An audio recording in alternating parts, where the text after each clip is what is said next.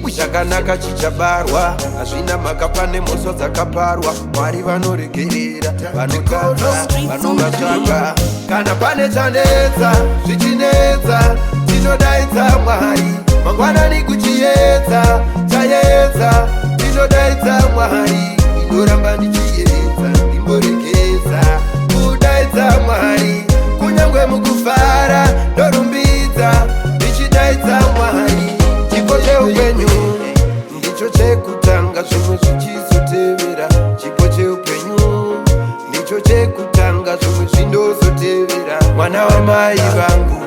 usafungisise nekuda kweupenyu mwana wamai vangu zviri nani ufarisise kuti uri mupenyu kana pane chanetsa zvichinetsa tinodaidza Mwari mangwanani kuchiedza chaedza tinodaidza Mwari inoramba ndichiedza ndimboregedza kudaidza Mwari kunyangwe mukufara ndorumbidza ndichidaidza Mwari hatingararamire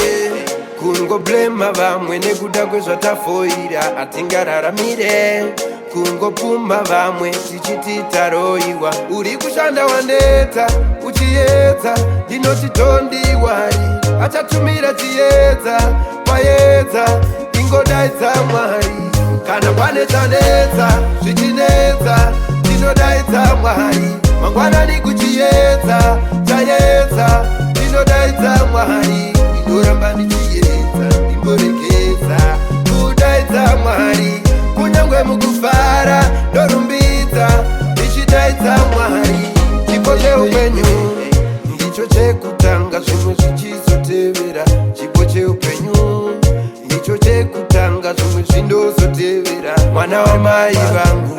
usafungisise nekuda kweupenyu mwana wamai vangu zviri nani ufarisise kuti uri mupenyu kana pane chanetsa zvichinetsa tinodaidza Mwari mangwanani kuchiedza chaedza tinodaidza Mwari inoramba ndichiedza ndimboregedza kudaidza Mwari kunyangwe mukufara ndorumbidza ndichidaidza Mwari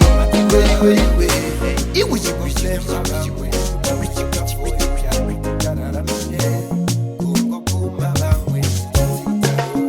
hatingararamire kungoblema vamwe nekuda kwezvatafoira hatingararamire kungopfuma vamwe tichitaroiwa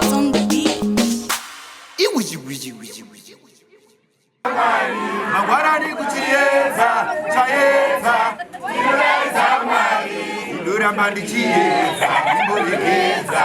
kudaidza Mwari kunyangwe mukufa